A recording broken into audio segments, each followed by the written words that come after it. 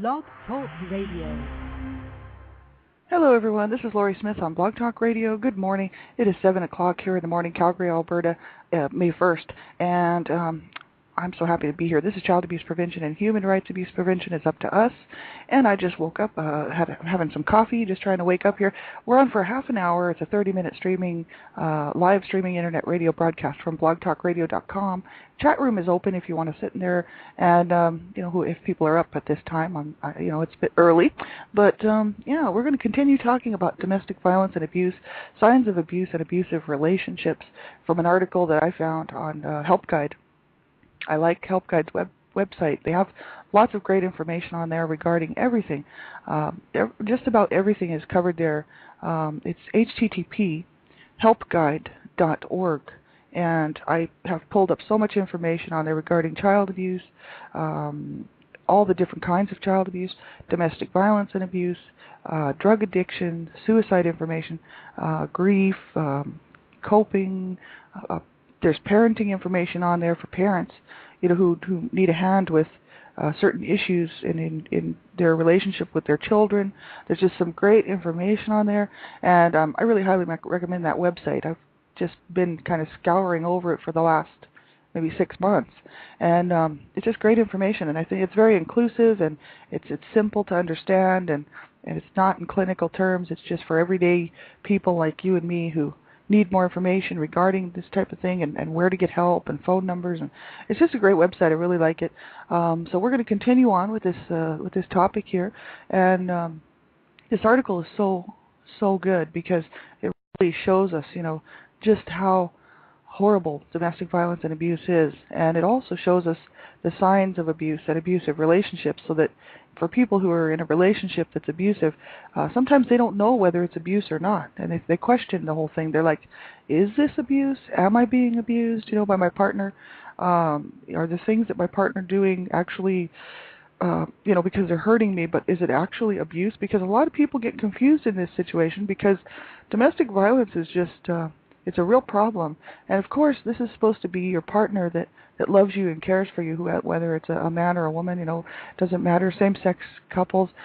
This person is supposed to be the person that loves you and cares about you, and of course then when they start abusing you, it's very confusing, because the cycle of abuse is a real problem. And that's what we're going to look at today, regarding the cycle of violence in domestic abuse. And that's where we left off yesterday. We're gonna start talking about that right now. So I'm glad that you can be here. I'm not a professional, counselor or professional therapist. I don't have any certificates in those areas. I'm just a private citizen. I just do this blog talk show because I think that there's some voices out there talking about child abuse and domestic violence and whatnot. I just wanted to be one more to add to theirs, and just to keep talking about it. I think that if we're ever going to see any change made in domestic violence issues, child abuse issues, really, we're all going to have to stand up and start talking about it, and in a proactive way, and get serious about this, and make some real changes, for our children out there today, and for people who are suffering in abusive homes, in abusive relationships. They need our help. They need our support, and especially children. They don't have anybody to stand up for them, and when they're being abused in a home, generally, there would be no one there to help them. And so we have to do that for them. We have to be the generation that says, okay, enough is enough. And so this is why I'm doing this show. And I'm also a survivor of child abuse, and all you name it, physical, sexual, psychological, verbal, mental, spiritual child abuse. I'm the youngest of 7 siblings. We all suffered at the hands of our parents. Both of our parents were very abusive, and they were also very abusive to each other. So there was a domestic violence, domestic abuse all the time in the home. So this is why this topic just sits really heavy in my heart. I know it's happening out there. I know what people go through, and it's just horrible. And no one deserves to live in fear like that. No one deserves to have their life threatened. And no one deserves to have their life ruined by a partner, or children don't deserve to have their lives ruined by parents or caregivers, or child sexual predators.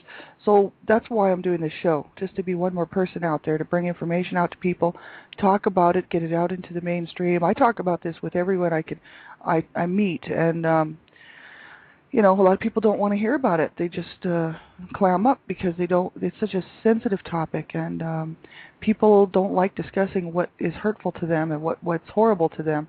And I think that's why the public doesn't like to talk about it. And also, abusers don't want to talk about it because they don't want to stop doing what they do. So quite often, abuse is not talked about. It's just shoved under the carpet, especially child abuse. No one wants to hear about it or talk about it. And there's just a whole group of advocates that I know in Australia, in Canada, in the United States, and in the UK who are doing a whole lot of talking about it. And this just makes me happy to be able to stand by them and to be together with them to try to make a difference for children in this world. And I hope everyone will join us as we join everyone who's come before us to stop child abuse, right? So that's why I do this show. I'm a part-time student at MRU here in Calgary. Can't afford to go to the courses right now, but I'm going to continue on with international community development, child rights, human rights, and just keep going and, eventually get back into the classes. And so I'm studying all the time, and that's why I figured I'd just bring the information out to people that I find, because I study continually to keep learning and and then I thought, hey, I may as well share this information that I'm getting, and because I know that there's so many people out there who are suffering in this situation, and just try to be a bit of support for people, right? So the subjects of abuse are very sensitive. You have to listen at your own discretion. And if you're a young person under the age of 18, online safety is number one. You have to keep yourself safe. And so I would ask that you would have a parent or someone say it's okay for you to listen to this show. There's a lot of adult content on here, and I don't know where the players are nowadays. So you want to get permission to listen to this show. Find someone who can listen to an archive or something, and just make sure it's okay. And also you want to have them know what you're doing online at all times. There are millions of child sexual predators out there trying to get a hold of children. They will do anything they can to get a hold of you, and they will ruin your life, or they'll kill you, one or the other. And so you do not want that to happen to you.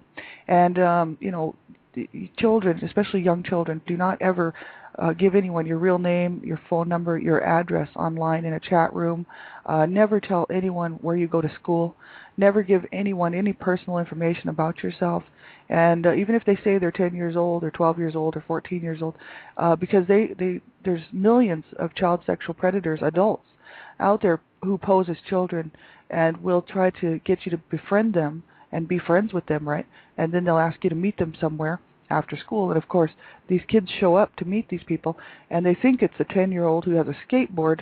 It turns out to be a child sexual predator, and they are either killed or they are assaulted by this child sexual predator. So do not allow that to happen to yourself. Get the education, get the facts, and stay safe online. It's so important. So we're going to continue with this article here today where we left off at the cycle of violence in domestic abuse. And that's http://helpguide.org. And I'm just going to read right from the page here. Domestic abuse falls into a common pattern or cycle of violence. And they list here abuse, guilt, normal behavior, and then fantasy and planning, and then setup. And so this is the cycle of abuse, right? There's the abuse, then the guilt, the excuses, the normal behavior, fantasy, and the setup. And it goes in a circle, and it just continues right around. After the person abuses this person, then there's the guilt. Then after the guilt comes, then there's the excuses. After the excuses for the abuse, then there's normal behavior, right? Then after the normal behavior starts a fantasy. After the fantasy, there's a setup. And then after the setup, there's more abuse. This is a cycle that they have seen in studies that actually is a real cycle of domestic abuse and violence, right? So abuse, it says your abusive partner lashes out with aggressive, belittling, or violent behavior. The abuse is a power play designed to show you who is boss. And then guilt. After abusing you, your partner feels guilty, but not over what he's done. He's more worried about the possibility of being caught and facing consequences for his abusive behavior. So it's more of they don't necessarily feel guilty for what they do. They just worried about the fact that they might be busted, or you might leave, and then they won't be able to continue to abuse you, right? Normal behavior. Then all of a sudden there's normal behavior, right? Your abuser does everything he can to regain control and keep you in the relationship. They may act as if nothing has happened, or they may turn on the charm. And this peaceful honeymoon phase may give you the hope that your abusive partner has really changed this time, after they abused you, and then there was the guilt. Then they'll act normal, and they try to get you to stay, and everything's okay, and you think they might change, right? And then there is the abuser does everything he can to regain control. What they did is they repeated that one, but actually it's excuses. But they make excuses, right, and as to why they behaved the way that they did, and that's not listed here. What they did is they repeated on this article normal behavior twice, but excuses. I mean, I've heard this before. I've heard in other friends' families with domestic abuse and violence the excuses that go on. They make excuses for their behavior. Well, I'm sorry, I didn't mean to do it, and or they'll turn it on their partner, and they'll say, well, if you weren't such a bad husband, or if you weren't such a bad wife, then I wouldn't have to behave this way, right? Then there's fantasy and planning. Your abuser begins to fantasize about abusing you again. They spend a lot of time thinking about what you've done wrong and how they will make you pay for it, and then they make a plan for turning the fantasy of abuse into reality. And then there's the setup. Your abuser sets you up and puts the plan in motion, right? Creating a situation where they can justify abusing you. Now, my mom was very much abusive as far as the cycle went, but she never really felt guilty, and she never apologized for what she did, but she would set things up so that she could abuse me. And I knew this was going on because there would be no reason for her to lash out the way she would, the way that she would. She would set things up and then abuse me. It was almost like she would say, okay, if I do this, then I know that my daughter will come and she'll sit down here, and then I can be really angry, and then I can get mad and I can lash out at her because it was too much of a setup. I knew at the time that's what was happening. So she was actually probably thinking of ways that she could actually escalate the abuse, right? Because my mother was very physically abusive towards me, and as well as verbally and emotionally and psychologically in every way, right? It was very hard, but it's a cycle. See, and my mom grew up abused, and she was in an abusive marriage, so she was really a victim as well as a survivor. And so, she was very messed up in her mind, and didn't know how to stop doing what she was doing. And she never reached out and got any help. They were supposed to get counseling, but they never did. And both my parents were supposed to get counseling, right? So it's a cycle, the cycle of abuse. I'm so happy to say that I broke the cycle because I refused to get in on it. I don't have any children, but I can imagine now if I did that I'd be able to say that I have broken the cycle of abuse in my family, and I know my sister did as well. But I know that it's so easy to pass this cycle on. That's what happened to my mom. She passed it on to us. And it's so horrible because it's a learned behavior, to learn how to hurt people, right? And it's something that, you have to take control over, and you have to say, I will not repeat the cycle of violence in my family when I have a family. If you've grown up in an abusive home as an abused child, you have to really make a real decision not to do the same things to your own children and not to do the same things to your own partner, especially if you're a boy, because we were looking at that study done by the NCADV, the National Coalition Against Domestic Violence, and they were saying, that there's on that article we read that yesterday, boys who witness domestic violence are twice as likely to abuse their own partners and children when they become adults. So, and it says here, excuse me, this is from, children who witness domestic violence and abuse. Witnessing violence between one's parents or caretakers is the strongest risk factor of transmitting violent behavior from one generation to the next. And for sure, it passed on, right? That's why abuse just gets passed on one generation to the next. And we have to all, if we were abused, stand up, make a decision, and make a real decision not to abuse the people in our lives.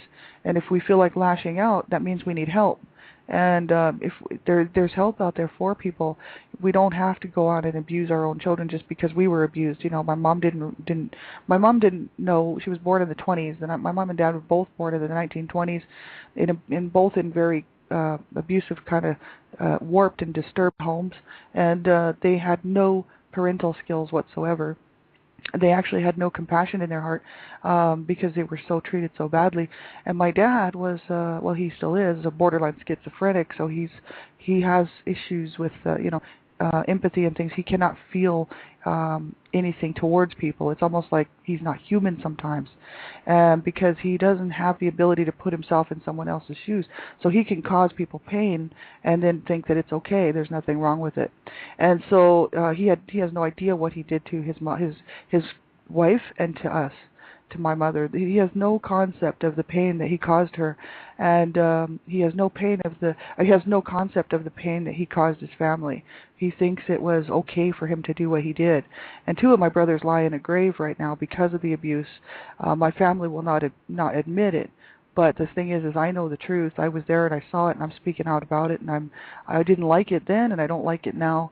One of my brothers killed himself, and the other one died of a drug overdose. But the thing is, in their adult, they were 30. One was 33, the other was 43. But the thing is I know what they went through when they were young, and I saw it myself. And no one will take responsibility for that. My mother wouldn't take responsibility for her actions against us. The abuse that she put on us. She never ever did own up to it. My dad, however, said he was sorry about the whole thing. But how much of that is reality, I don't know, because he doesn't live in this world with us, right? He's borderline schizo, so I don't know really if he ever really felt bad or not. He might have just been saying that to make himself look a little bit better. But the thing is we probably will never know. But my brother suffered a horrible life and went on to have adult issues, and they could not learn how to live because of that. So if you were brought up in an abusive home, even if you were not abused as a child, witnessing that violence and stuff, it is very hard on people, and it's very hard on children. We have to break that cycle. And, communities need to come together and figure out ways, to get the funding directed to helping people who have grown up in abusive homes and get the word out that they need to break the cycle, because that's why this is still happening. That's why the kids are being abused and child sexual predators do what they do. There's mental illness out there that these people are getting away with crimes against children because they are mentally sick. And what do you do with them? You know what I mean? How do you help these people? Well, we need more money put into this thing, because kids are dying every day at the hands of caregivers and parents, at the hands of child sexual predators, and it's just wrong. It has to stop. And then there's women out there and men who are being battered and abused in every way. Whether it's emotional, verbal, psychological abuse is just actually more harmful than physical abuse, because it kills you on the inside.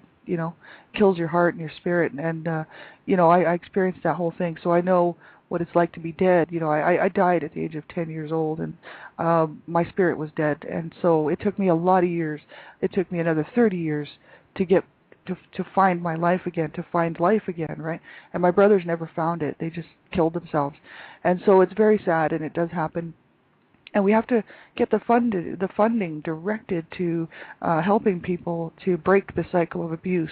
And that's why I like primary prevention, and that's what I do. This is all about primary prevention, which is education, awareness, and prevention of child abuse. Because if we aren't talking about it, then it just goes on. As long as abuse is not talked about, then abusers can do whatever they want. As long as no one reports it, then abusers get away with the crime that they're committing, which is abusing someone. It's a crime. Abuse is a crime. That's why society needs to stand up and do something about this. Start talking about it and get it out get it out in the air. And I don't mind talking about it, because I want to make a difference in this world. And I thank every single person out there who is doing something to help stop child abuse and to help stop domestic violence and to help put sexual predators away and abusive parents away. You know what I mean? They need to do time. They need to get help. And these children do not deserve to be growing up in these homes. And so, if you're, like, I know my parents didn't care one bit that they were ruining their children's lives because of the domestic abuse and the violence that was going on. They didn't care. They were more than happy to trash each other and trash the family. And so I know this goes on day after day after day. It's a cycle, and we have to break it, right? We have to stop it. So that's the cycle of abuse. Abuse, guilt, excuses, then normal behavior, fantasy, setup, and abuse. And it starts all over again, right? And it says, Your abuser's apologies and loving gestures in between the episodes of abuse can make it difficult to leave. He or she may make you believe that you are the only person who can help them and that things will be different this time and that they truly love you. However, the dangers of staying are very real. It says the full cycle of domestic violence. A partner abuses their other partner, and after they hit her or him, they express self-directed guilt. They say, "Oh, I'm sorry for hurting you." What they do not say is, "Because I might get caught." And then they rationalize their behavior by saying that their partner is having an affair with someone, and that's why they got upset and had to do what they did. They tell the partner, "If you weren't such a worthless person, then I wouldn't have to do this. I wouldn't have to hit you." They then act contrite. They reassure them that they will not hurt them again, and then they fantasize and reflect on the past abuse and how they will do it again. And they plan on telling this person, whether it's a woman or a man, to go to the store to get groceries. And then they withhold from that person a certain amount of time to do the shopping. Then when they're held up in traffic, a few minutes late, they feel completely justified in assaulting this person when they get home because of the affair that they had with the store clerk. And this is just a setup that they've done. He has just set them up. Well, this is what my dad used to do to my mom. And my mom, she had 7 children by him, actually probably more than that, but 2 died stillborn, and there was probably more that were lost because, my mother was not allowed to go on birth control. So she had 7 children, 2 stillborn, and who knows how many miscarriages. And my dad was very abusive, and he said that my mother had slept with all these different people and that none of us kids were his, and this way he could lash out at her by saying that she was having affairs with the postman and with every other neighbor and all this stuff, right? He could lash out at her. And of course then he would beat on my brothers especially. He did beat on me a little bit, but mostly his abuse was towards my brothers and my mother. And my mom, of course, would turn around and beat on me because she was so angry and because I was born out of rape. See, I was not wanted, and it was a forced sexual act that produced me. My mother just hated me, and I think she loved me, but she wanted to hate me because of the anger that she had in her heart, right? So she would lash out at me. So there was just a big, huge cycle of disgusting violence and really bad behavior going on in the home, and that's how people set people up, Then they feel justified in being able to hurt that person, right? So to hurt their partner. So it's so wrong. And if you see that this is going on in your life, and you're in a domestic abuse, domestic violence situation, you want to get help because you do not deserve to be treated this way. The abuser is always at fault because the abuser has the choice to not abuse you, right? And so, it's not right, and you should not tolerate it. You should not put up with it, especially if you have children, because children cannot protect themselves. They're really looking up to you as a parent to protect them. And so if you are in a situation where there's abuse and violence and you don't know how you're going to get out, you first of all have to get a safety plan. You have to tell somebody first of all so they can try to help you save your life. And then you need to get a safety plan and have this plan in your heart, memorized in your head, so that you know what to do when the time comes if you have to get out of this relationship really fast, right? Because, if your life is being threatened, you really owe it to yourself to keep yourself alive and get out. If your children's lives are being threatened, then you need to get out. You know what I mean? You cannot allow an abuser to kill you. It's not right? It's just not right. And we see this happening. It's in the paper all the time. People losing their lives to their partners, and of course, children losing their lives, to parents and caregivers and whatnot. But we see a lot of domestic. There's a lot of homicides, and it has, there's 17,000. That's what they were saying. 17,000 homicides a year that's related to domestic violence that escalates and the partner's killed. And that's 17,000 people a year lose their lives, and probably more. It's just that they can't attribute it to the domestic violence. That's too many. So make sure you keep yourself safe. Get a safety plan. And I read out some of the safety plan information yesterday. You can get safety plans at, they're free. You just pull them off online, and it gives you some great helpful tips on how to stay safe, right? We're going to go over them, actually. The www.ncadv.org. That's a National Coalition Against Domestic Violence. You can get one there, so that's www.ncadv.org. Then there is the other one that I read out, and that is That's www.domesticviolence.org. That's another great website. So these are all great websites. www.domesticviolence.org. You can get your own safety plan and keep that handy. Don't keep it out where your abusive partner can find it. Memorize it, and then let someone know that you're in a bad situation and that you need a hand, because if you phone them and you ever say some word on the phone, like some word that they would know is a cue for them to call the cops, then as soon as you phone that person and you say that word, they'll phone 911 and the police will be there, and you won't have to be that your partner won't know that 911 has been called, and they will be caught in the act of abusing you. Very important. You want to save your life. That's what I'm saying. Do not allow yourself to be killed and killed spiritually and killed killed in your heart by someone who just thinks it's okay to treat you that way, and someone who thinks it's perfectly their right, because it's not their right. We have human rights. Women have rights, men have rights, children have rights, and we need to stand up for those rights. No one deserves to be abused, and no one, really, abuse is against the law. I'm sorry, it's a crime. And so, but the problem being is it's always hidden away. No one wants to talk about it. And so there's, so much abuse that goes on and is allowed to continue. And that's the problem, right? Everybody needs to start standing up and making some noise about this and getting something done. And if we're ever going to see any change, that's what's going to have to happen. So I think we got about 3 minutes left. There's continuing on with this article, recognizing the warning signs of domestic violence and abuse. It's impossible to know with certainty what goes on behind closed doors, but there are some telltale signs and symptoms of domestic violence and abuse. If you witness any warning signs of abuse in a friend, family member, a coworker, take them very seriously. General warning signs of domestic abuse. People who are being abused may seem afraid or anxious to please their partner, go along with everything their partner says and does, check in often with their partner to report where they are and what they're doing, receive frequent harassing phone calls from their partner, talk about their partner's temper, jealousy, or possessiveness. Those are real signs. Warning signs of physical violence. People who are being physically abused may have frequent injuries with excuses of accidents. Oh, I fell down, or, I slipped or fell or whatever. Frequently missing work, school, or social occasions without explanation. Dressing in clothing designed to hide bruises or scars. Wearing long sleeves in the summer or sunglasses indoors. That's what my brother did.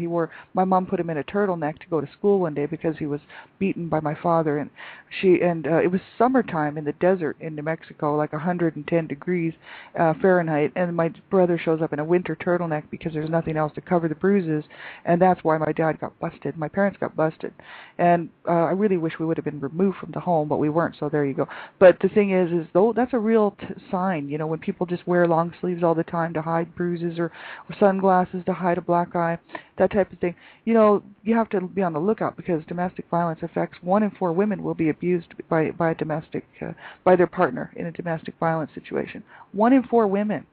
So guaranteed somebody who's being abused, right? Same with children. 1 in 3 children. 1 in 3 girls, 1 in 6 boys. That's just kind of an average statistic. There's different numbers out there, but that's regarding sexual abuse, child sexual abuse. So some children who are being abused right now, and we all do. And we also know some adults who are being abused as well. So keep your eye open for the signs and symptoms, right? Warning signs of isolation. People who are being isolated by their abuser may be restricting them from seeing family and friends, rarely go out in public without their partner, have limited access to money, credit cards, or the car. They have low self-esteem. They show major personality changes, and they might be depressed, anxious, or suicidal. So speak up if you suspect domestic violence or abuse, and make a phone call. And, especially for children. And for other people, there's ways to handle it, and we're going to go over that tomorrow. Thank you so much for tuning in, everybody. I'm so glad that you could listen to this show. It's so important. I'm the Canada Regional Director for Dreamcatchers for Abused Children. Check our website out, http dreamcatchersforabusedchildren.com. We have all kinds of information on there regarding child abuse, domestic violence. You name it, it's on there. Parents needing help and wondering what to do. If their child, they might feel that they're abusing their child, but they're not sure. There's help on there for parents. There's help on there for survivors like myself. I really find that website very healing. It's a very comfortable place for me to be, because I know the CEO and founder, Sandra Potter. Her heart is in this. She started Dreamcatchers for Abused Children, and I just love her so much. And then there's so many great people involved with Dreamcatchers for Abused Children. Donna Shear, and all the regional directors. There's just some awesome, wonderful people who are working round the clock to stop child abuse. So check out the website, http://dreamcatchersforabusedchildren.com. Have a great day, everybody. Take care. Back on tomorrow morning, same time, 7 o'clock a.m. Child abuse prevention and human rights abuse prevention is up to us. Have a wonderful day. You're in my heart. Just take care of yourselves and get some help if you need some help. Thanks a lot, everybody. Bye-bye.